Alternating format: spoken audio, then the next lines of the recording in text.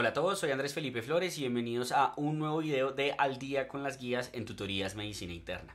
El día de hoy vamos a estar hablando acerca de las nuevas guías de fibrilación auricular de la Sociedad Europea de Cardiología publicadas en este año. Recuerden que si quieren apoyar este tipo de contenido pueden suscribirse, dejar un like y darle a la campanita. Los invito a seguirme en mi Instagram personal @andresf.med, por donde estoy compartiendo con ustedes muchísimo contenido académico. Además recuerden que si les interesa aprender con nosotros de manera certificada y ya con diplomados y cursos organizados, lo pueden hacer a través de la plataforma de Medi. En ella van a encontrar una gran variedad de cursos y diplomados realizados por Santiago, mi persona y por otros profesores, en donde van a encontrar la misma calidad académica que tenemos acá o incluso mejor, ya que tenemos otras actividades como por ejemplo actividades interactivas, preguntas dinámicas, exámenes, entre otras. Además de claramente tener una certificación tanto nacional como internacional por completar los cursos y diplomados con el respaldo de sociedades científicas de prestigio. Si esto llega a ser de su interés, en la descripción les dejo toda la oferta académica que tenemos para ustedes. Ahí encontrarán varios cursos que son míos, como por ejemplo el diplomado de antibiograma, electrocardiograma,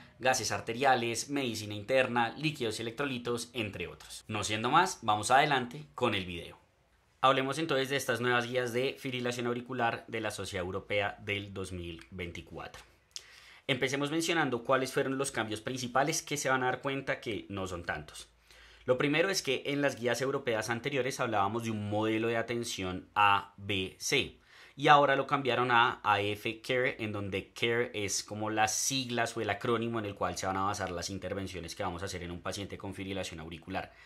Es bastante parecido, pero lo que hicieron fue cambiar un poco el orden, sobre todo en el sentido de que antes aquí en la C estaba la parte de las comorbilidades y ahora la pusieron al inicio. ¿Por qué hacen este cambio? Primero porque hablan de que es una atención más integral. Como vamos a ver ahorita, las comorbilidades es algo que uno debe abordar desde el principio de la enfermedad y no al final, que es como el mensaje que quieren dar con este como rearreglo de los pilares del manejo de la fibrilación auricular. Lo otro es que incluye nueva evidencia en manejos como control de ritmo, aunque vamos a ver ahorita que a mi parecer no lo hacen de la forma que a mí me gustaría, como siento que por ejemplo sí sucedió en la guía americana del 2023, de la cual también ya tenemos un video. Y también porque, como les decía, tiene más lógica temporal. Uno primero llega el paciente con FA, con todas las comorbilidades descompensadas, uno las ajusta, hace el manejo de la anticoagulación y luego define estrategia de ritmo-frecuencia. Entonces digamos que por eso hacen ese cambio. Lo otro es que cambian la forma en la cual determinamos el riesgo embólico en el paciente con fibrilación auricular. Todos siempre hemos conocido el famoso CHADS-VASc, pero quitaron el SC, que era Sex Category, es decir que ya no incluimos el sexo femenino dentro del conteo, sino que simplemente vamos a utilizar CHADS-VA. ¿Por qué? Porque básicamente hace rato se habían dado cuenta que el sexo femenino como que sí no sumaba y realmente, si se dan cuenta, si lo eliminábamos terminaba haciendo lo mismo, porque era dos para mujeres, uno para hombres, y pues si uno quita el sex category era más fácil poner con dos anticoagulados y con uno recomiéndelo. Entonces por eso lo eliminan, digamos que para una mayor practicidad. Y ya, esos son como los cambios más importantes que realmente vamos a ver que hay en la guía. A mi modo de ver, la guía aborda de manera muy superficial unos problemas que yo pensaría que debería abordar a mayor profundidad, como temas de anticoagulación en ciertas poblaciones, como cuándo escoger estrategia de ritmo-frecuencia, pero bueno, ya lo iremos viendo ahorita y les contaré qué opino yo y pues digamos por ejemplo qué decían las guías americanas en ese sentido, que creo que fueron un poco más como precisas. Como introducción, ¿qué podemos decir? La fibrilación auricular, como todos sabemos, es la arritmia crónica más común a nivel mundial. Es la arritmia que más vamos a ver cuando practicamos medicina. Se dice que para el 2019 habían aproximadamente 59,7 millones de personas con esta afección. Y el problema no es solo ese, sino que la incidencia claramente viene en aumento. ¿Por qué? Porque pues nos estamos envejeciendo y cada vez hay una mayor detección. Por ejemplo, cada vez más hay uso de smartphones o cosas por el estilo, que lo que hacen es detectar en pacientes que quizá nunca hubiéramos detectado que tienen fibrilación auricular. Va a generar diversas complicaciones, es el verdadero problema de la FA. No solo es que sea más común, sino que si no se maneja bien y se perpetúa en el tiempo, puede generar falla cardíaca, eventos tromboembólicos, demencia y cardiopatía isquémica como principales complicaciones, además de muchísimas otras que vamos a ver ahorita a continuación. Tanto es así que cuando un paciente tiene fibrilación auricular, su riesgo de mortalidad cardiovascular se duplica, ¿listo? Y el de cualquier causa también. Y cuando uno mira, bueno, ¿por qué uno tiene fibrilación auricular? Eso básicamente se debe a una suma de factores de riesgo que se pueden intervenir. hace mucho, en unas guías bastante viejas de las sociedades americanas, cuando hablaban de cuáles eran los factores de riesgo para fibrilación auricular, y ahorita se los voy a mostrar, pues era básicamente todo. Entonces la suma de todo eso de forma crónica es lo que lleva a que se desarrolle esto. Existen diversos términos que debemos conocer, no puse todos, puse los que a mí me parecieron realmente más importantes porque influyen quizá en algo. Lo primero es la FA clínica, que es aquella fibrilación auricular que, pudiendo ser sintomática o asintomática, la documentamos en un electrocardiograma de 12 derivaciones, o en el contexto de un D2 largo, un seguimiento electrocardiográfico o algo por el estilo, lo detectamos por 30 segundos o más. Digamos que esta definición es importante porque a fin de cuentas va a ser propiamente la definición operativa y diagnóstica de la fibrilación auricular. Tenemos otra que es la fibrilación auricular subclínica o detectada por dispositivos, que básicamente lo que nos dice esta es que es precisamente la FA que la detecta un dispositivo. Por ejemplo, el smartwatch, el Apple Watch le dice tiene fibrilación auricular, o está yendo muy rápido la frecuencia atrial, pero cuando uno utiliza un Holter o algo por el estilo, realmente documenta que sí, de pronto a veces tiene episodios de frecuencia atrial acelerada, pero nunca llegan a ese extremo de los 30 segundos que estábamos hablando, entonces no configuran el diagnóstico de fibrilación auricular. Esto es un grupo importante porque se está estudiando pues qué hacer con ellos. ¿Listo? El otro es el burden o la carga de fibrilación auricular, que básicamente es qué tanto tiempo un paciente se pasa en FA. Y esto va a ser importante porque esto va a impactar precisamente en esas complicaciones que hablábamos como cardiopatía, atriopatía, riesgo embólico, entre otras. La otra es la fibrilación auricular de reciente comienzo, que básicamente es aquella fibrilación auricular que normalmente hablamos de que se diagnostica como en 6 a 12 meses, es como lo que más se suele hablar. ¿Listo? ¿Por qué es importante esto? Porque esto va a impactar en decisiones como cómo tratar al paciente, ¿cierto? Si con estrategia de control de ritmo o de frecuencia, como vamos a ver ahorita más adelante. Y la otra es la FA inducida por un desencadenante o por un trigger, que básicamente va a ser una fibrilación auricular en el cual tiene un desencadenante que es identificable. Un posoperatorio, estaba críticamente enfermo, consumió simpático-miméticos o cosas por el estilo. Esta también es importante porque pues está estudiando cómo tratamos a estos pacientes, igual o no igual que un paciente que tiene pues una FA clínica sin un desencadenante claro. Entonces, definiciones importantes a tener en cuenta. Factores de riesgo, como les decía, fíjense que es absolutamente todo, a nivel demográfico, sexo, masculino, edad, ancestría europea, entre otras. Comportamientos, entonces tabaquismo, consumo de alcohol, sedentarismo, o ya el otro extremo que es ejercicio vigoroso de manera extenuante. Comorbilidades, fíjense que casi todo lo cardiovascular, hipertensión, falla cardíaca, enfermedad valvular, cardiopatía isquémica, y también entra dislipidemia, enfermedad renal crónica, entre otras. Alteraciones en el electrocardiograma como prolongación del PR, síndrome del nodo sinusal enfermo, un Wolff-Parkinson-White, factores genéticos, factores como biomarcadores y otros como disfunción tiroidea, enfermedades autoinmunes, polución. Básicamente todo lo que ustedes se imaginen es un factor de riesgo para fibrilación auricular. Y como les decía, el problema de la fibrilación auricular son las consecuencias que genera. ¿Listo? Cuando uno dice clínicamente cómo se presentará que el paciente tenga esa fibrilación auricular, un ritmo desordenado del corazón, pues realmente se dice que el 90% presenta síntomas, pero lo más común es que sean síntomas no específicos. Es decir, lo común no es que el paciente se presente con palpitaciones o cosas por el estilo, sino que vean que se puede presentar, por ejemplo, con fatiga, con mareo, con algo de disnea, con pobre capacidad de ejercicio, con ansiedad, con depresión, entre otras, siendo menos común que tengan síntomas específicos cardíacos. Y cuando uno mira, las mujeres resulta que son más sintomáticas. ¿Cuál es el problema de la FA? No solo lo que habíamos hablado de falla cardíaca, cardiopatía isquémica, embolismos, sino que también no solo van a ser embolismos a la cabeza como forma de ACV, sino también embolismos, por ejemplo, no sé, a la mesentérica y da una isquemia intestinal. Muerte, mala calidad de vida, depresión, hospitalizaciones recurrentes, entre otras. Y esto lo que hace básicamente es que, pues digamos, haya un impacto claramente en gasto en salud y en morbimortalidad de los pacientes relacionado con la presencia de esta arritmia. Como siempre, lo mejor para no tratar una enfermedad es prevenirla. ¿Qué existe como tal en prevención? Básicamente es que el paciente tenga un adecuado manejo de todas sus comorbilidades cardiovasculares y que tenga una vida sana. Entonces, si el paciente tiene hipertensión arterial, pues trátelo, manéjele la hipertensión arterial. Si el paciente tiene falla cardíaca, hágale un adecuado manejo de la falla cardíaca. que el paciente no esté en sobrepeso, que el paciente tenga una adecuada calidad de vida en términos de que haga ejercicio los 150 minutos que se recomiendan a la semana, que evite el consumo de alcohol, sobre todo el binge drinking, que es cuando digamos que uno toma alcohol, no sé, un día, una noche en una cantidad exagerada, a diferencia de la gente que, no sé, se toma una copa de vino todos los días, ¿sí? Entonces digamos que eso aumenta mayor el riesgo. Si tiene diabetes mellitus, trátelo y así sucesivamente. ¿Listo? Precisamente como el 90% de las personas tienen unos síntomas que son inespecíficos, ¿cierto? Se ha hablado de si serviría o no tamizar esta entidad. Y pues digamos que la evidencia no es tan certera. ¿Qué sí sabemos? ¿Cierto? ¿Qué sí sabemos? Que si un paciente tiene una manifestación de fibrilación auricular o el reloj le dijo, uno debería hacer un electrocardiograma de 12 derivaciones para confirmarlo, ¿cierto? Que ya hablando propiamente de tamizaje, lo que se dice es que siempre que alguien, sobre todo mayor de 45 de 65 años, tenga una visita con un profesional de salud, una consulta por cualquier otra causa, evalúele el ritmo, auscúltelo y tómele pues las pulsaciones, ¿cierto? Y de esa manera mire si hay déficit de pulso, si está rítmico, cosas por el estilo, y eso es lo que verdaderamente tiene evidencia en términos de tamizaje de que puede llegar a ser costo efectivo.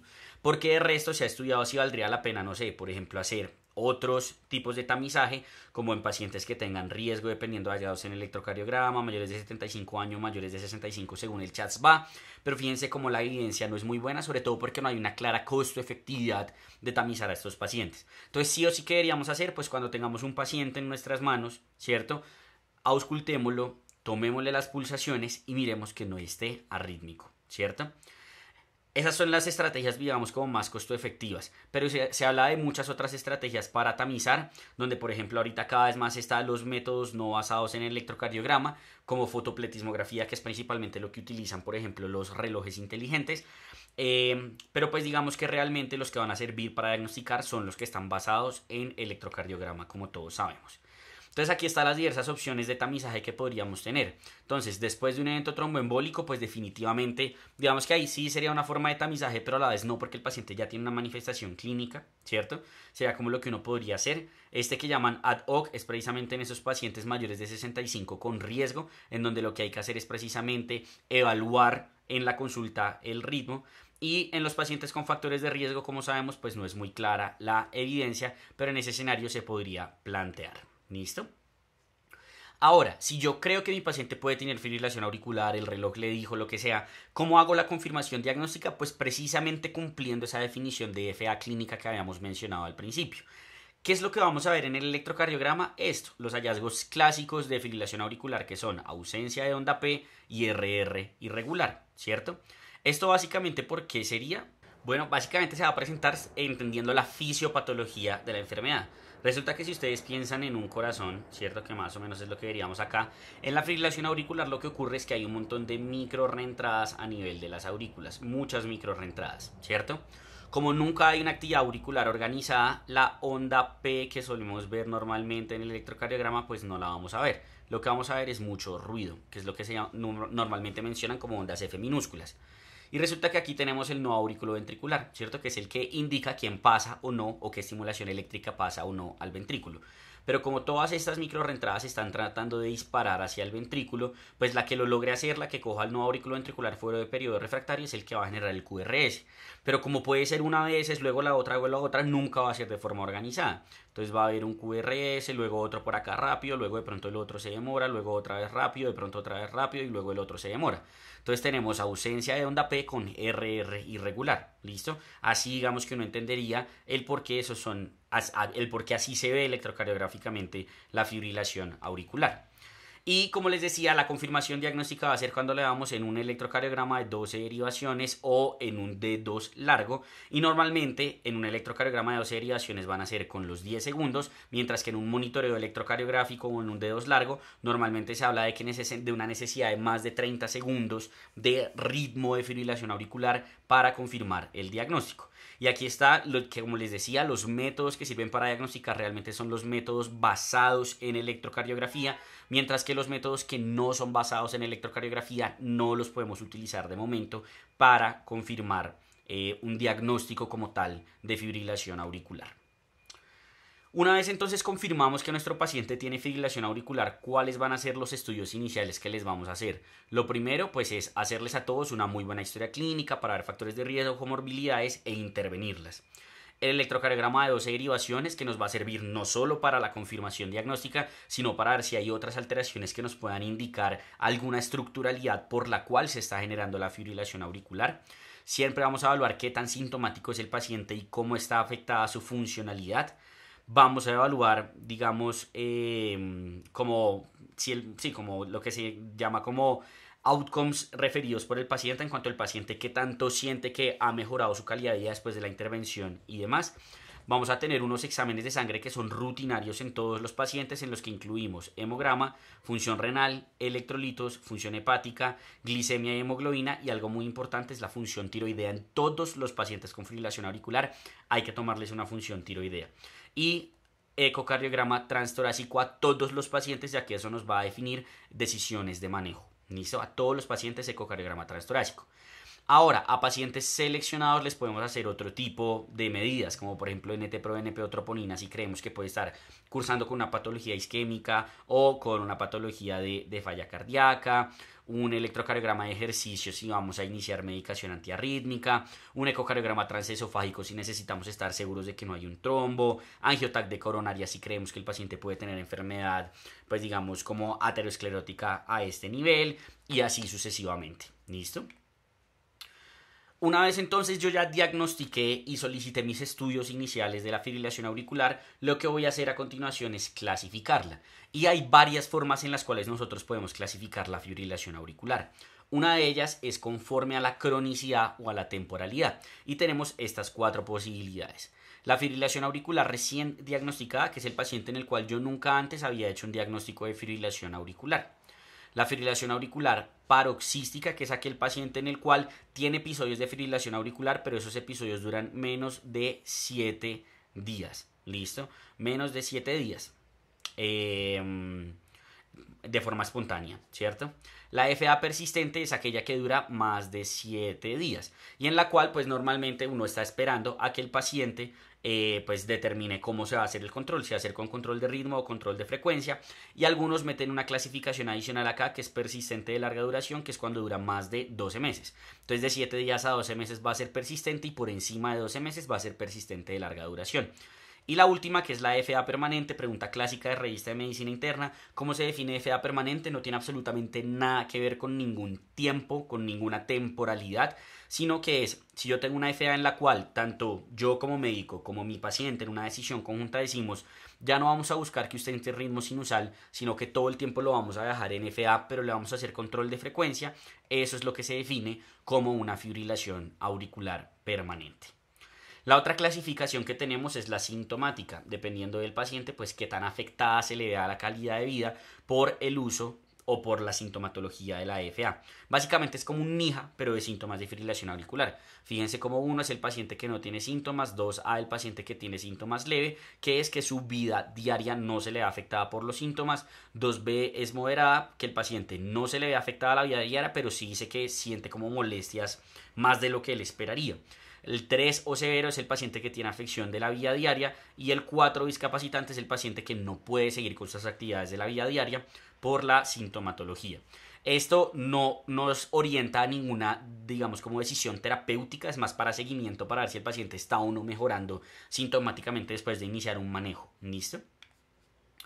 Y ya con eso, uno después de haber hecho su clasificación, llega al modelo como tal del manejo, que es el AF-CARE, que como les decía, el CARE es el acrónimo. La C de comorbilidades y factores de riesgo, la A de, podemos decirlo en español, anticoagulación, en inglés sería de avoid stroke, de evitar una ACV y en general riesgo embólico.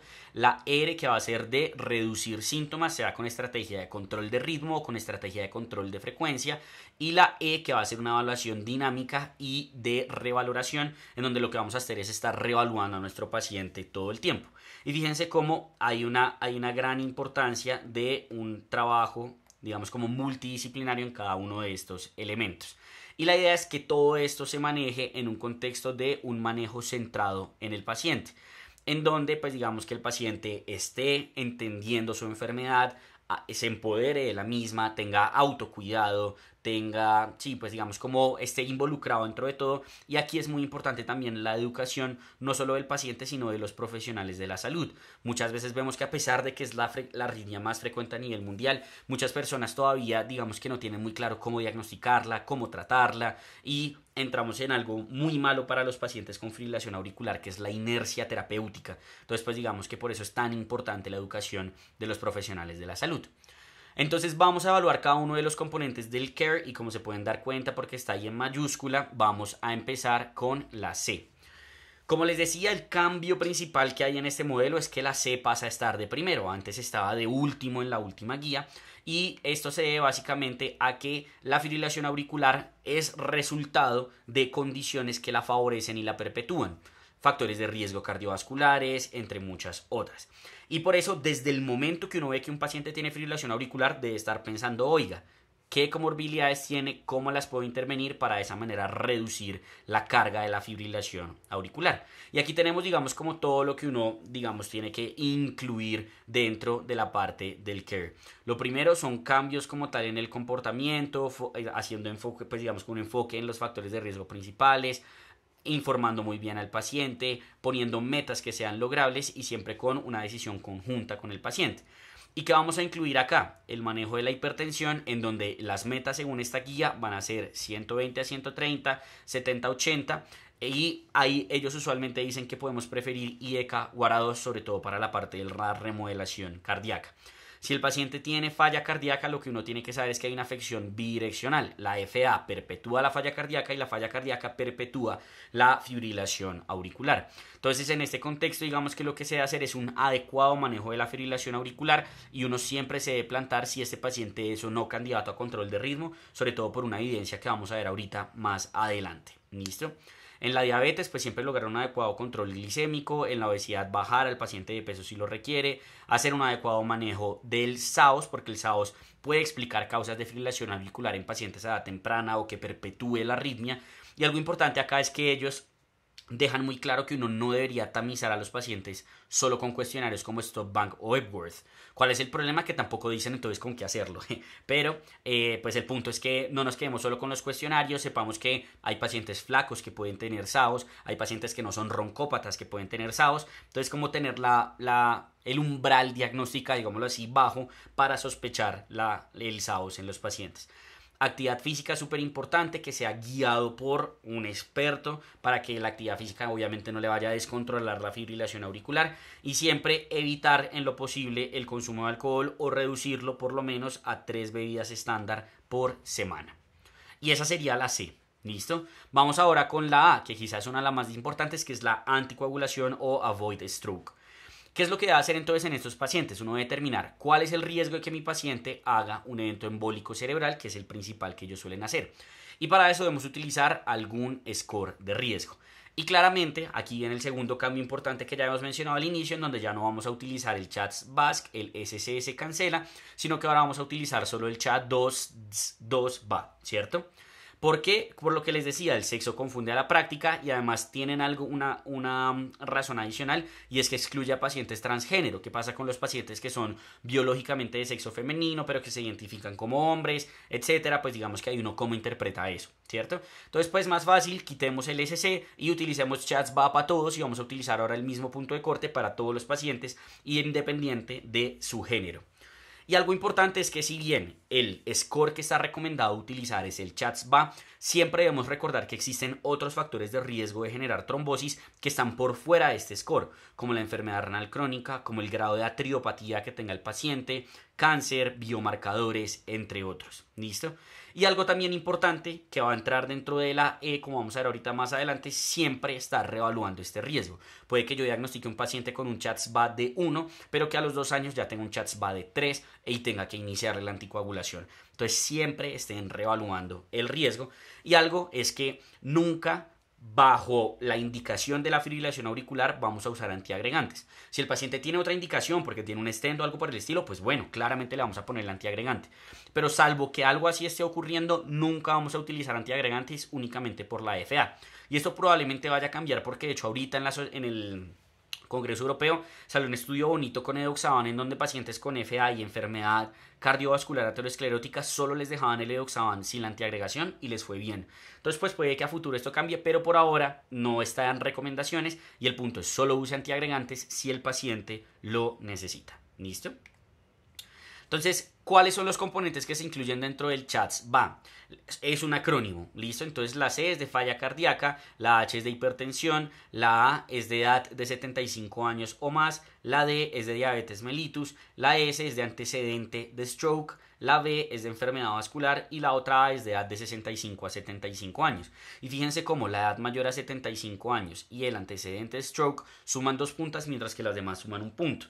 Y también algo importante es que fíjense que no es cualquier enfermedad vascular, no es cualquier falla cardíaca, ¿cierto? O no es cualquier hipertensión. Aquí están las definiciones que están incluidas dentro del score. Listo, que es muy importante tener eso en mente, ¿cierto? Como que por ejemplo aquí ellos dejan hipertensión con 140/90, ¿sí? Y cosas por el estilo. Ahora, yo tengo mi paciente, le calculo el CHADS-VA y la pregunta del siglo, o la pregunta más importante a hacerse acá es, ¿y entonces cuándo lo anticoagulo? Entonces, si el paciente tiene 2 puntos en el CHADS-VA, sí o sí lo voy a anticoagular, no tengo ningún tipo de duda. Y si tiene un punto, lo voy a considerar con una mayor favorabilidad hacia el sí. Aquí es donde yo digo que me parece que se quedaron un poco tibios en la guía en cuanto a recomendaciones. Porque dicen como sí, considere, pero considere cómo. Entonces ahí es importante que sepan 2 cosas. Uno, ya tenemos 2 estudios que han mostrado que el CHADS-VA de 1 punto comparado con 2 puntos prácticamente confieren el mismo riesgo de embolismo. Entonces la tendencia es cada vez más a anticoagular a los pacientes así tengan un solo punto en el CHADS-VA. ¿Listo? 2, ¿con qué más lo puedo considerar? Pues digamos que evalúen esos otros factores de riesgo de trombosis que les decía. Tienen un CHADS-VA de 1 punto, pero el paciente es un renal crónico. Pero el paciente tiene un nefrótico. Pero el paciente, no sé, o sea, tiene cáncer. Pues claramente es un paciente que tiene más riesgo de trombosis, entonces ahí con mayor razón considere anticoagularlo. ¿Listo? Algo importante también es que independiente del CHADS-VA hay ciertas condiciones que van a indicar anticoagular al paciente. Ejemplos de ellas son cardiomiopatía hipertrófica y amiloidosis cardíaca. Cuando tienen fibrilación auricular, esos pacientes sí o sí se van a anticoagular. Y falta una acá que me parece que también es importante, que en la guía tampoco lo mencionan muy a fondo, que es lo que antes conocíamos como la FA valvular, ¿cierto? Que básicamente es la estenosis mitral moderada severa y la válvulo, pues digamos cuando se hace un reemplazo valvular mecánico. Esos pacientes, independiente del CHADS-VA, van a estar anticoagulados. ¿Listo? Súper importante. Y aquí entra digamos como un pero, y es qué hacemos con el paciente que tiene FA subclínica. Ese paciente que tiene episodios de FA menores a 30 segundos, episodios de ritmo atrial acelerado, entre otras. ¿Qué deberíamos hacer? Hay 2 estudios, uno con edoxaban, el otro se me olvidó bien con qué es, pero el de edoxaban lo terminaron temprano, o sea, no tenemos mucha evidencia, pero hay 2 estudios que dicen que si les ponemos DOACs a estos pacientes, les reducimos su riesgo de ACV, pero resulta que les aumentamos el riesgo de sangrado, y el NNH es muy semejante o incluso superior al NNT, o sea, el número necesario para tratar es casi que igual al número necesario para hacer daño. Entonces, por cada evento que prevenimos, 1 o más sangran. Entonces, ¿qué nos dice la guía? O sea, evalúe bien a este paciente. Si este paciente tiene un bajo riesgo de sangrado y por CHADS-VA tiene indicación de anticoagular, considere anticoagularlo con DOAC. ¿Listo? Entonces, una vez yo defino que voy a anticoagular a mi paciente, la pregunta es ¿con qué lo anticoagulo? ¿Cierto? Sería la siguiente pregunta. Y tenemos 2 opciones grandes, los DOACs y la warfarina, haciendo una salvedad acá súper importante, y es que las heparinas de bajo peso molecular claramente no tienen evidencia en fibrilación auricular. ¿Es DOACs o warfarina? Heparina lo utilizamos pues cuando toca, cuando no podemos hacer nada más, pero si no, debe ser DOACs o warfarina. Y los DOACs siempre deben ser nuestra primera línea, o sea, yo siempre me tengo que preguntar ¿por qué no un DOAC? ¿Sí? O sea, DOAC es lo que tengo que buscar.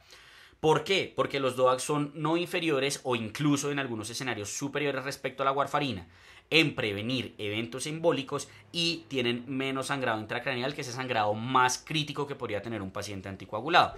Algunos tienen una mayor prevalencia de sangrado clínicamente relevante, no mayor, no son todos, pero pues el punto es que sangran menos intracranealmente y son más efectivos en su gran mayoría.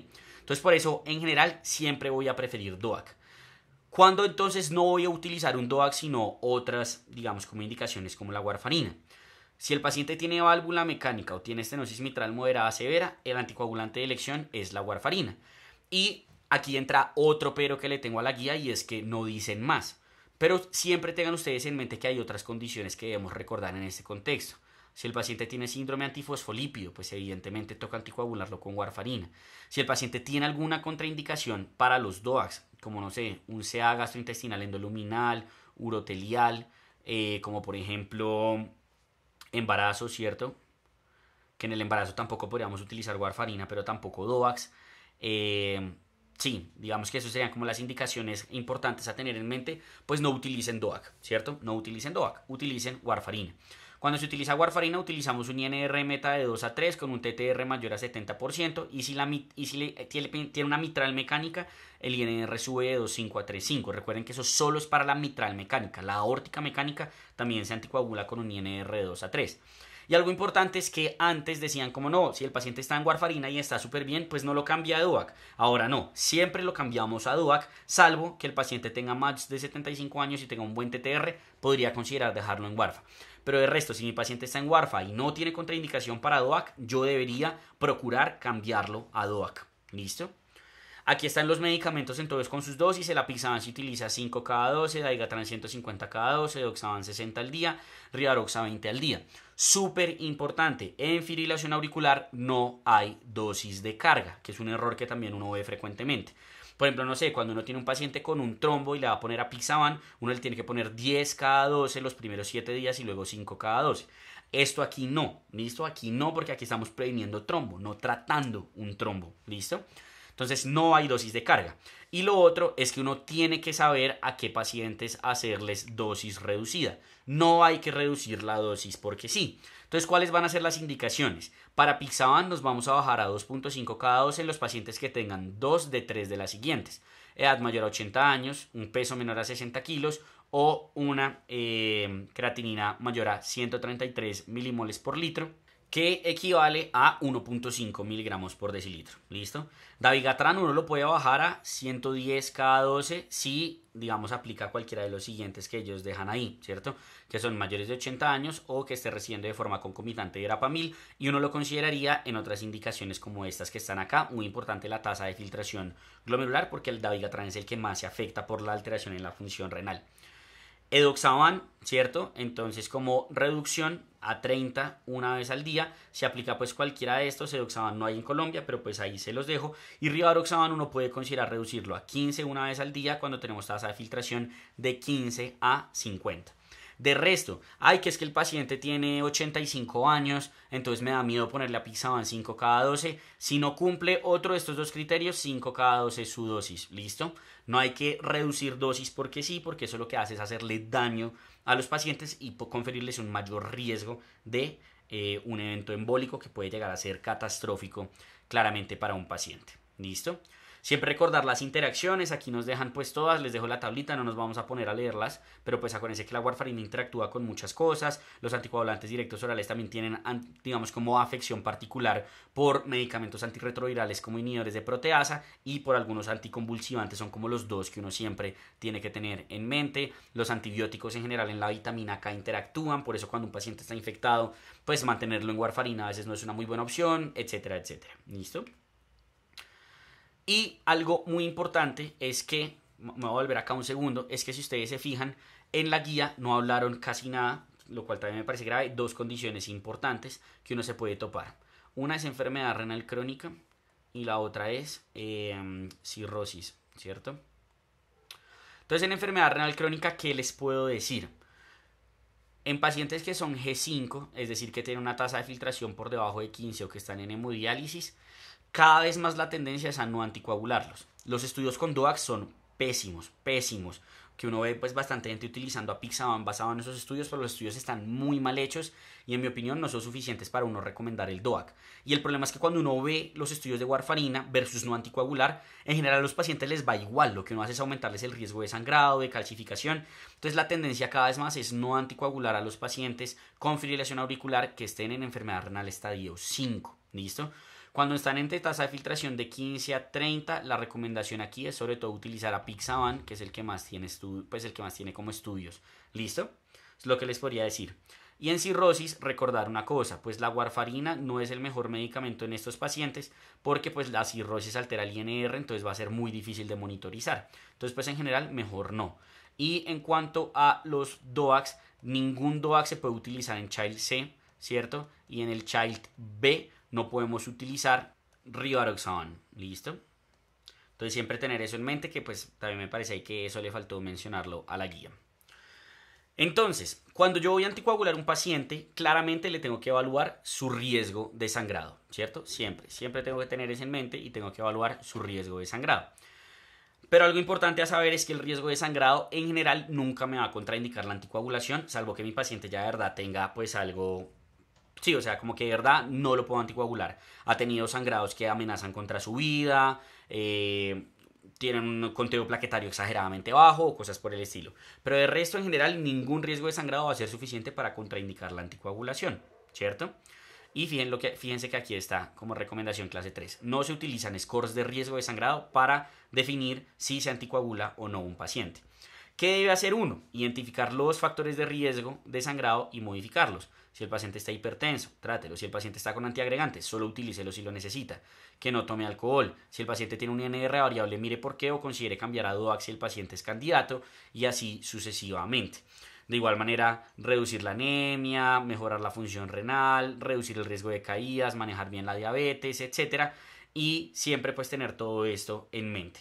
Y fíjense, lo único es cuando hay contraindicaciones para el anticoagulante es que uno va a considerar no utilizarlo. ¿Listo? Si por alguna razón el paciente me llega a sangrar, pues digamos que nos dejan esta recomendación. Entonces, si un paciente tiene sangrado activo, ¿qué es lo que vamos a hacer? Básicamente, déjenme, me acomodo aquí arriba y listo. Lo primero es que si es un sitio compresible, lo hagamos, ¿cierto? Y vamos a evaluar en ese contexto si el paciente está o no está estable hemodinámicamente. Y en teoría, aquí no lo dejan, pero lo que uno debería hacer es clasificar aquí está, el sangrado en menor o en mayor, ¿cierto? El sangrado mayor va a ser básicamente el que amenaza la vida por inestabilidad hemodinámica, el que está en un sitio crítico, como por ejemplo sangrado intracraneal o cosas por el estilo. Y pues aquí no lo dejan, pero en la recomendación en general es que si anemiza más de 2 gramos en 24 horas o requiere más de 2 transfusiones en 24 horas, también es un sangrado mayor. ¿Listo? Eso va a aplicar tanto para los DOACs como para las antagonistas de vitamina K. Y siempre en todos los pacientes vamos a determinar cuándo fue la última vez que se tomó la medicación. Si el paciente tiene un sangrado que es no mayor, ¿cierto? Un sangrado menor, lo que uno hace en general es suspender el anticoagulante, en algunos casos incluso se podría decidir continuar y en ese momento evaluar qué se puede hacer un manejo rápido y reiniciar la anticoagulación. ¿Listo? Por el lado, si el paciente tiene un sangrado mayor, además de suspender el anticoagulante, la pregunta es si el paciente necesita o no reversión. En general, si está en un sangrado crítico o cosas por el estilo, pues uno lo va a revertir, ¿cierto? Y la reversión en general va a ser o con antídotos específicos, si se puede en el caso de los DOACs, sino con, pues digamos, como con complejo protrombínico.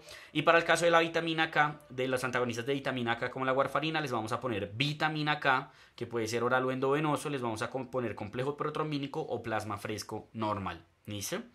Y ya después de haber manejado el sangrado es que uno va a determinar cuando lo reinicia, que básicamente es cuando tenga buena hemostasia, uno vuelve a confirmar que el paciente efectivamente tenga indicación de anticoagulación y así sucesivamente. Ahora, ¿qué pasa en ese contexto del paciente que tiene contraindicación para anticoagulación? ¿Qué podemos hacer con ellos?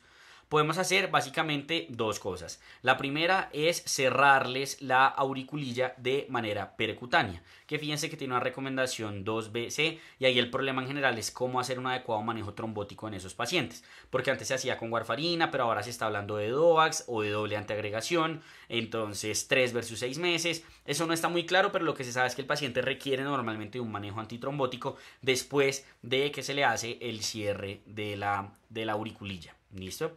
Y lo otro que se puede hacer es el cierre de la auriculilla, pero ya quirúrgico, no percutáneo, ¿cierto? Digamos que cuando vamos a recomendar hacer esto, pues como habíamos dicho, en los pacientes que tengan contraindicación para anticoagulación, recomendación 2B, pero aquí hay algo súper importante y es que el paciente que tiene fibrilación auricular, que se va a someter a una cirugía cardíaca, uno a todos les debería hacer cierre de auriculilla, además de continuarles el anticoagulante. Eso es algo que ya tiene estudios clarísimos con recomendación de beneficio. Fíjense que la recomendación es 1. Entonces siempre tener eso en mente si el paciente va a ir a una cirugía, ¿cierto? Sería como lo importante que uno debería tener en mente, ¿listo? Y lo otro que uno podría hacer también es hacerle un cierre quirúrgico a los pacientes que van a ser sometidos a una ablación, sea endoscópica o híbrida, con recomendación 2A. Aquí está cómo podemos manejar la parte antitrombótica cuando les ponemos cierre de auriculilla percutánea a los pacientes. Aquí están los dispositivos que tenemos, que son el Watchman y el Amulet. Y fíjense cómo, por ejemplo, en el Amulet se habla mucho, por ejemplo, del uso del clopidogrel y la aspirina hasta por 6 meses y luego solo continuar con aspirina. Los otros hablan de uso de DOACs. Esto puede cambiar porque en este congreso también salió un estudio de DOAC versus doble antiagregación y le fue mejor a solo el DOAC. Entonces pues vamos a ver qué ocurre. ¿Listo? ¿Qué pasa si mi paciente está anticoagulado y pese a la anticoagulación hace un evento embólico o hace un segundo evento embólico? Lo primero que tenemos que saber es que no es raro, o sea, un tercio de los pacientes que sufren una ACV ya estaban anticoagulados. Aquí es donde uno podría, por ejemplo, considerar tomar niveles de DOACs para ver si el paciente sí está bien anticoagulado o no, aunque no tiene muy buena evidencia.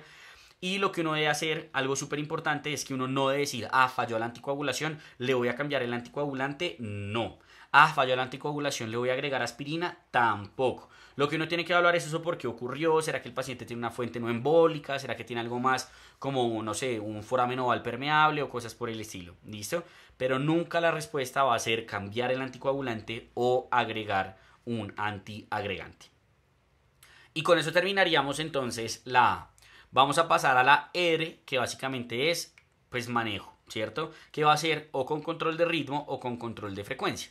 Entonces lo primero que me parece importante, que pues nuevamente no estaba como muy claro en la guía, es aclarar qué es control de ritmo y qué es control de frecuencia, ¿cierto? Control de ritmo básicamente es que yo voy a intentar que mi paciente vuelva a ritmo sinusal. Lo voy a sacar de la arritmia.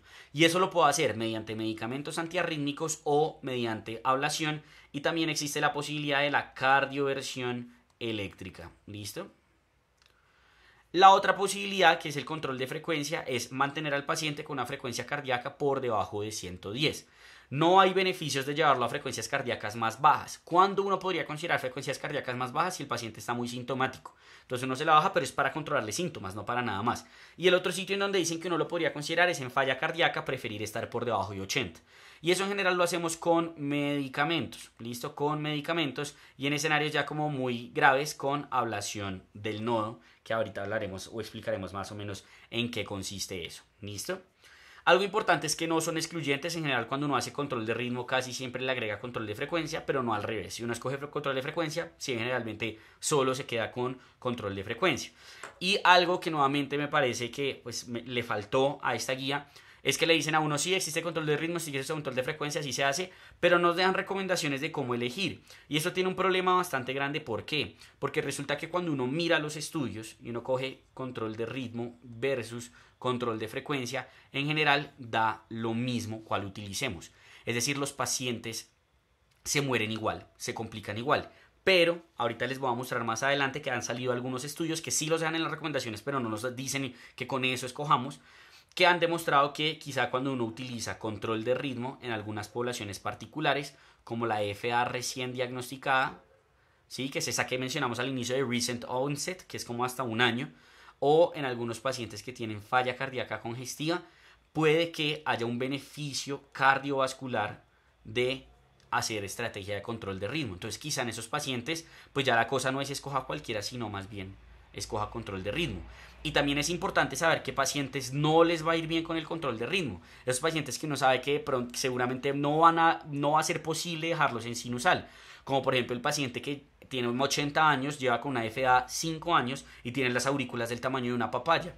Pues ese paciente no va a volver a sinusal. Usted lo va a cardiovertir y en 2 horas va a volver a estar en ritmo de fibrilación auricular. Entonces quizá en esos pacientes pues podríamos preferir control de frecuencia. No porque sea mejor, sino porque con control de ritmo lo vamos a someter a eventos adversos de medicamentos antiarrítmicos a cambio de que no esté en sinusal.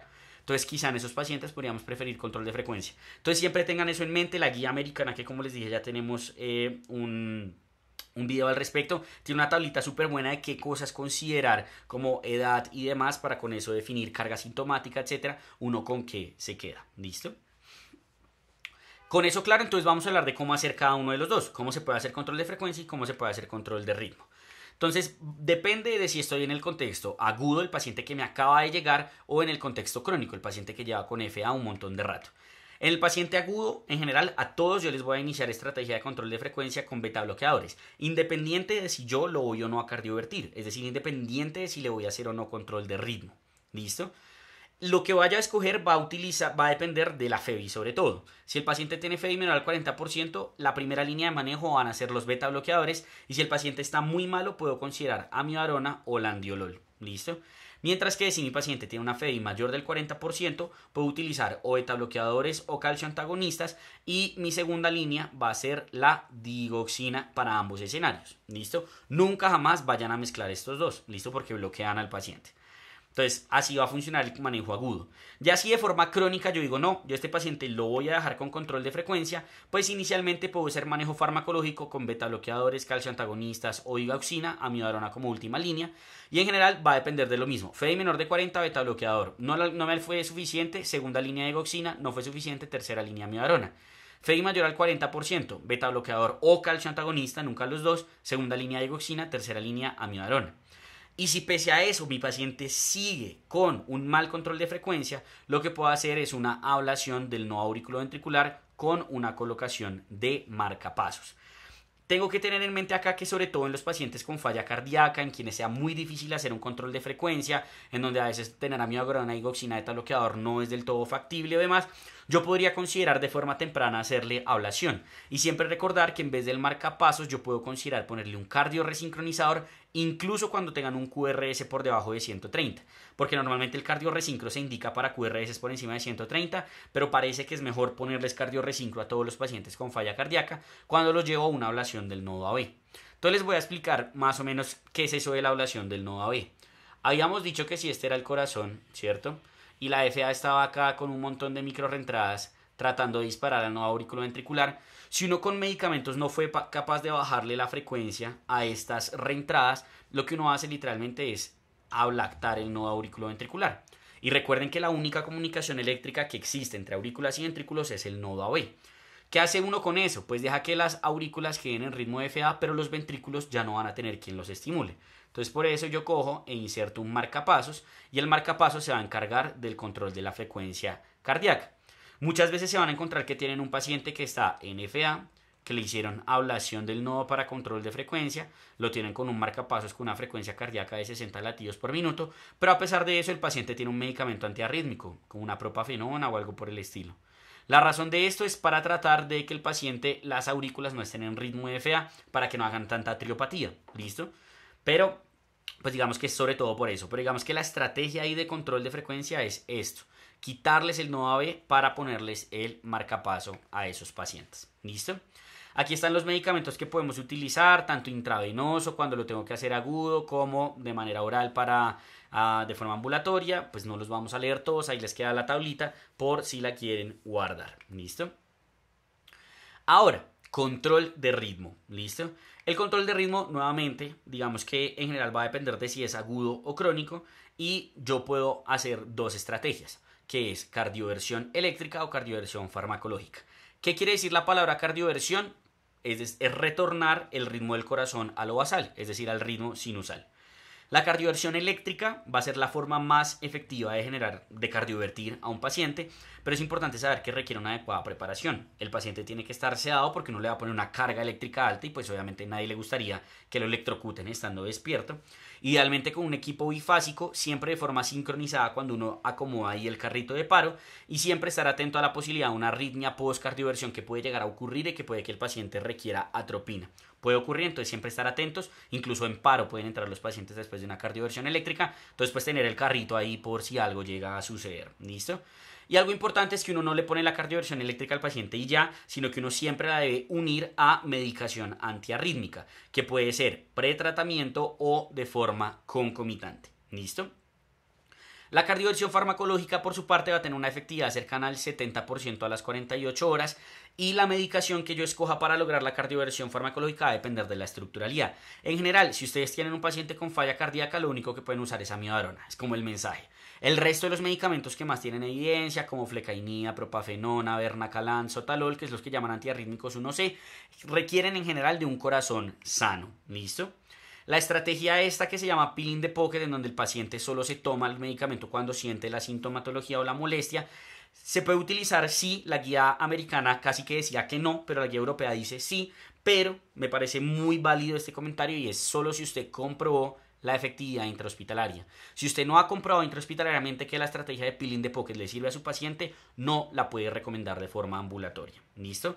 Y algo importante es que uno no puede utilizar en bloqueos de alto grado, a menos de que el paciente tenga terapia antibradicardia, de que tenga un marcapasos o algo por el estilo. Uno no puede en general utilizar estos medicamentos antiarrítmicos. Y algo súper importante es que cuando yo voy a cardiovertir un paciente, lo tengo que anticoagular.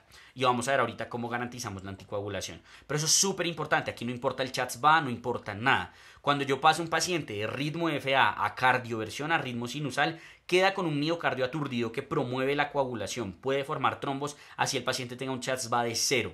Entonces, siempre que voy a cardiovertir un paciente, ese paciente debe estar anticoagulado. Y esto es muy importante que lo tengamos en mente. ¿Listo? ¿Cómo va a funcionar esto de la anticoagulación entonces?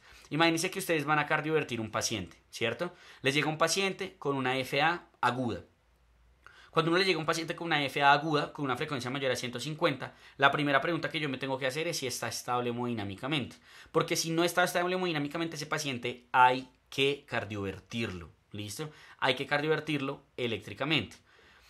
Y pues aquí si yo no puedo ponerme a decir, ay, es que no está anticoagulado o por el estilo, no, pues la FA lo está matando, me toca arriesgarme a que si hay un trombo ahí, pues haga una ACV. Entonces ese paciente se cardiovierte eléctricamente de forma inmediata y de una vez le inicio la anticoagulación. Si mi paciente está estable hemodinámicamente, no tiene una frecuencia cardíaca mayor a 150, no tengo que correr a cardiovertirlo y yo decido hacer una estrategia de control de ritmo, voy a evaluar si ese paciente ya viene o no anticoagulado, ¿cierto? Si el paciente ya viene en anticoagulado por un mínimo de 3 semanas, ¿qué puedo hacer? Una opción es cardiovertirlo y la otra opción es esperar a ver si el paciente espontáneamente resuelve. Ahora, si el paciente no está anticoagulado, ¿cierto? ¿Qué voy a hacer yo? Anticoagularlo por al menos 3 semanas, cardiovertirlo después de eso.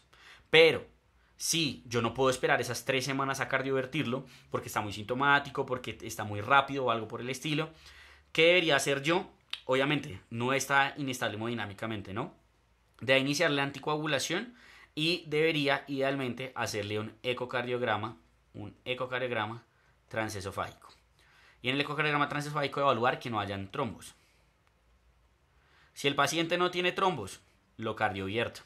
Si el paciente tiene trombos, lo tengo que anticoagular por 4 semanas. Después de esto hacer un nuevo eco y si ya no tiene trombo, lo cardiovierto. Más o menos así funcionaría. ¿Listo? Algo importante es, si el paciente lleva de menos de 24 horas de fibrilación auricular y yo estoy 100% seguro que el paciente lleva menos de 24 horas de fibrilación auricular, lo puedo cardiovertir de una, así no haya anticoagulado. ¿Listo? Así no se haya anticoagulado. ¿Listo? Aquí está, esto que les decía del ECO-T es esto que está aquí abajo. TOE Guided Cardioversion. ¿Listo? Súper importante eso en mente. Aquí están todos los medicamentos que podemos utilizar nuevamente, pues la dosis inicial, mantenimiento, etcétera. Les dejo la tabla para que la tengan, no nos vamos a poner a leerlos todos. ¿Listo? Resulta que dentro de las estrategias de control de ritmo existe otra forma adicional de hacerlo. Así como en control de frecuencia yo podía ablactar el nodo, aquí lo que yo puedo hacer es tratar de ablactar esos focos ectópicos en donde se están generando las microrreentradas, que en general van a ser las venas pulmonares. ¿Listo? Entonces, ¿qué es lo que uno hace? Uno literalmente hace un anillo, quema en un anillo así las venas pulmonares para que no haya digamos como esos disparadores ahí que llevan a la generación de la arritmia. Cuando yo puedo utilizar la ablación en 3 escenarios principalmente. Número 1, el paciente está con medicación antiarrítmica, no he logrado que esté en sinusal, no he logrado manejarle los síntomas, quiero seguir con una estrategia de control de ritmo, le hago la ablación. ¿Listo? Otra cosa, mi paciente quiere estar en sinusal pero no quiere tomar medicamentos. Bueno, puede ser una primera línea en manejo de control de ritmo. Y otra recomendación súper importante en síndrome bradicardia, taquicardia.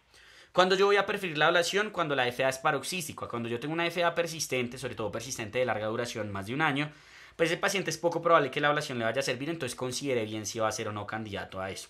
Y algo muy importante es que se ha demostrado que hay un beneficio cardiovascular en los pacientes con FEBI reducida y uno puede intentar en un segundo intento, pues ante una recaída, hacer un segundo intento de ablación. ¿Listo? La ablación puede ser de dos formas, puede ser ablación híbrida o puede ser ablación durante cirugía cardíaca. La ablación híbrida implica una ablación por endoscopia y quirúrgica mínimamente invasiva, que la puedo considerar en FA persistente y en recurrencia de FA, siempre continuando la anticoagulación. Y la ablación, algo importante, qué pena con ustedes, me estaba confundiendo. Todo esto que yo les hablé acá es ablación por catéter, ¿listo? Por catéter. Mientras que hay otras dos formas de ablación, que es la híbrida y la de cirugía cardíaca. La híbrida, que pues como se dan cuenta es más invasiva que una ablación por catéter, la voy a considerar en FA persistente, que yo digo le voy a hacer la ablación, o sea no es una FA paroxística, o en el paciente que tiene un episodio de recurrencia después de un primer episodio de ablación que fue por catéter. Y durante cirugía cardíaca, aquí ya no lo que se hace es el aislamiento de las venas pulmonares, sino que se hace un proceso que es el MACE, que literalmente es como hacer un laberinto de cauterizaciones en las aurículas. Se recomienda sobre todo en los pacientes que van a ser sometidos a cirugía de válvula mitral, pero también se puede realizar en las demás cirugías cardíacas. ¿Listo? Y aquí está pues digamos como cómo manejar la anticoagulación en los pacientes que van a ser sometidos a ablación. ¿Listo? Lo importante es que ojalá estén 3 semanas anticoagulados los pacientes. Algo importante también es que para ablación por catéter yo puedo continuar la anticoagulación, no tengo que suspenderla, hacer puente, nada por el estilo. Y después de hacer la ablación debo continuar por lo menos 2 meses de anticoagulación independiente del CHADS-VA. Ya después de esos 2 meses sí va a depender del CHADS-VA si continúo o no la anticoagulación en el paciente. ¿Listo? Ahora, la duda del siglo, ¿cuál utilizo? ¿Utilizo ritmo o utilizo frecuencia? Que como ya les expliqué anteriormente, la guía no deja mucho. ¿Qué sí nos deja? Esas dos poblaciones en donde yo les dije que se ha mostrado que el ritmo tiene beneficio cardiovascular. Tenemos este estudio que se llama LIST-AFNet4, en donde mostró que en los pacientes con FA recién diagnosticada, entendida como menos de 12 meses, si yo establecía una estrategia de control de ritmo versus una estrategia de control de frecuencia, le podía ir mejor en términos de hospitalizaciones y desenlaces cardiovasculares.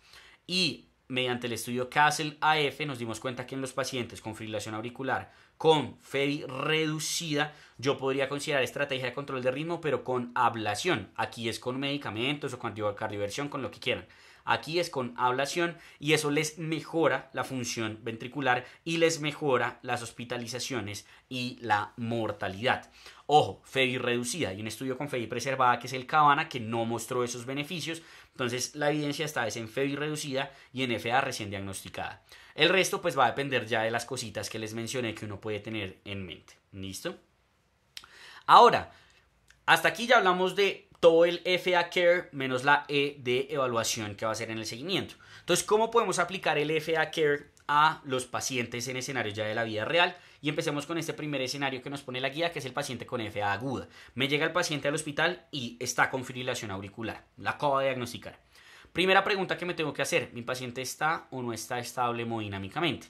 Y esto lo voy a hacer mediante 5 preguntas que nos determina el ACLS.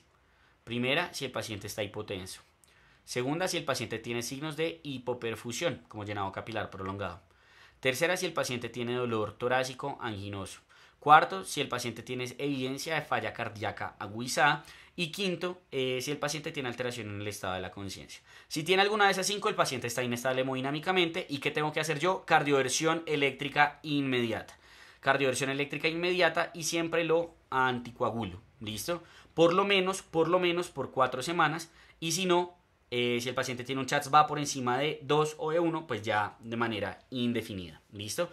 Y después determino cómo le voy a hacer la estrategia de control, sea de ritmo o de frecuencia. Si mi paciente no está estable hemodinámicamente, ¿cierto? Lo que voy a hacer de entrada es iniciarle control de frecuencia. Le voy a poner un beta bloqueador que va a ser menor a beta bloqueador si es menor al 40%, beta bloqueador o verapamil o diltiazem si tiene FEI mayor al 40%.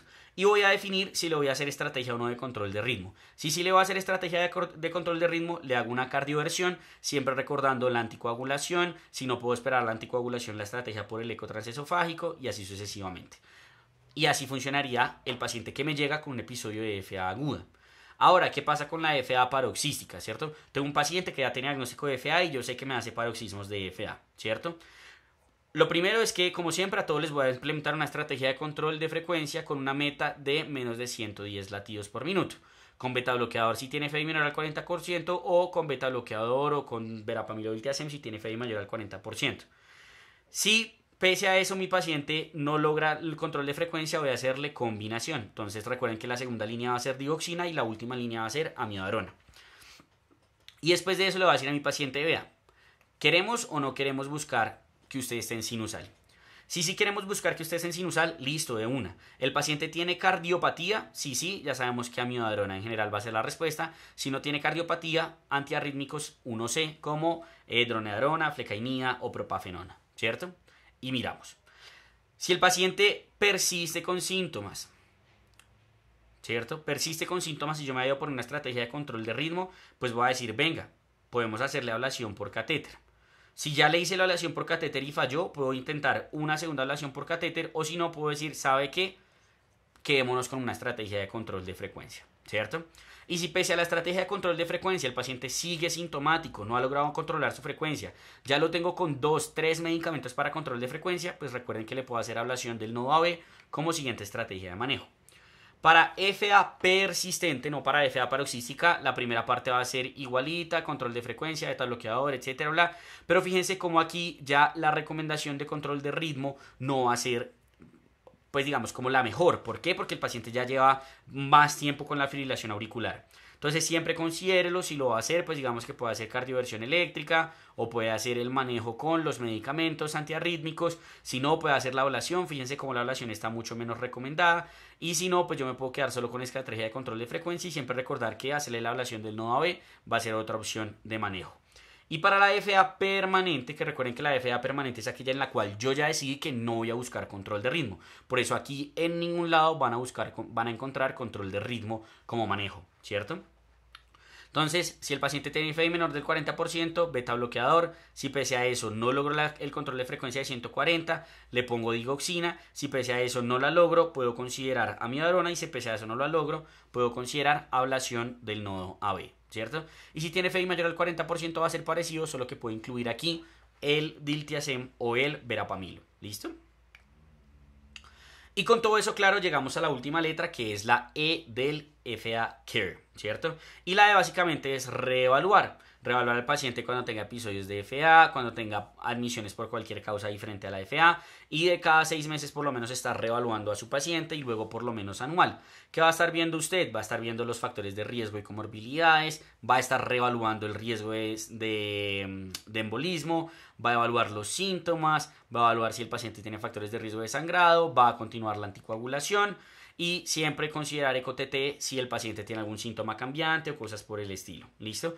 ¿Por qué? Porque fíjense que el ECO-TT nos va a ayudar en cada uno de los puntos del FA Care. En la parte de comorbilidades me va a decir, vea, si su paciente tiene amiloidosis, su paciente tiene una FEBI del 40%, su paciente tiene trastornos de la contractilidad, búsquele una cardiopatía isquémica.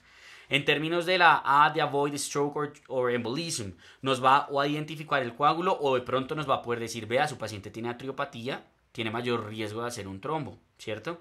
Para la R, reducir, digamos, como los síntomas y esto, pues dependiendo de la FEBI ya vimos que sabemos qué medicamentos podemos utilizar, tanto estrategia de control de frecuencia, como en estrategia de control de ritmo. Y en la E, pues también va a ser útil por si, por ejemplo, el paciente desarrolla una valvulopatía, empieza a desarrollar falla cardíaca o algo por el estilo. Y ya para terminar, condiciones especiales a tener en mente cuando yo tengo una fibrilación auricular desencadenada. Lo importante es que saber que puede presentarse diversas condiciones, como en sepsis o algo por el estilo. Siempre que se presenta, pues hago el manejo de la FA agudo tal cual como lo vimos, si está estable o inestable hemodinámicamente o cosas por el estilo. Es importante saber que en estos escenarios hasta el 83% tienen reversión espontánea a las 48 horas, entonces no hay que correr a cardiovertirlos. Y algo importante es, si este paciente tiene diagnóstico de FA, yo cogí un electrocardiograma y tiene FA, ese paciente de ahí en adelante tiene diagnóstico de FA y se trata como tal, así haya sido desencadenada. ¿Listo? Así haya sido desencadenada. Hay ciertas como particularidades en las cuales no, como cuando hay síndrome del corazón festivo, ¿cierto? Una FA porque un paciente consumió un montón de drogas. Ahí de pronto no, pero en general si un paciente les hace una fibrilación auricular posoperatoria, les hace una fibrilación auricular porque está críticamente enfermo, ese paciente tiene una estructuralidad de base y tiene un riesgo igual al de una persona que no tenga esa condición de tener una recurrencia de la fibrilación auricular. Y por eso siempre se va a tratar como tal, salvo como esos escenarios particulares que les decía. Si el paciente tiene enfermedad arterial periférica, que va a coexistir hasta en el 40% de los casos, en general uno lo puede manejar solo con anticoagulación, excepto en los casos de revascularización, en donde uno sí le deja doble terapia por un mes en enfermedad arterial periférica o por 90 días si fue neurointervencionismo. ¿Listo? NFA desencadenada, fíjense cómo puede estar desencadenada por condiciones agudas, por condiciones crónicas y en general, como les decía, la anticoagulación a largo plazo hay que considerarla en la gran mayoría de los pacientes. NFA posoperatoria, pues lo importante a saber es que la única cirugía en la cual hay evidencia de que uno puede utilizar amiodarona como prevención de FA posoperatoria es en cirugía cardíaca. ¿Listo?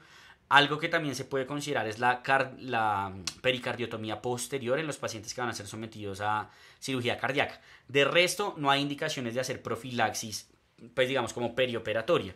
Si un paciente hace fibrilación auricular en un posoperatorio, pues nada, se maneja como fibrilación auricular de ahí en adelante. Y algo importante es nunca tratar de prevenirla con betabloqueadores. Los betabloqueadores perioperatorios aumentan la mortalidad. En enfermedad coronaria, importante saber que afecta al 2 al 23% de los pacientes, o sea, la FA afecta al 2 al 23% de los pacientes que tienen un síndrome coronario agudo, y tener un síndrome coronario agudo aumenta el 60 al 77% el riesgo de tener FA.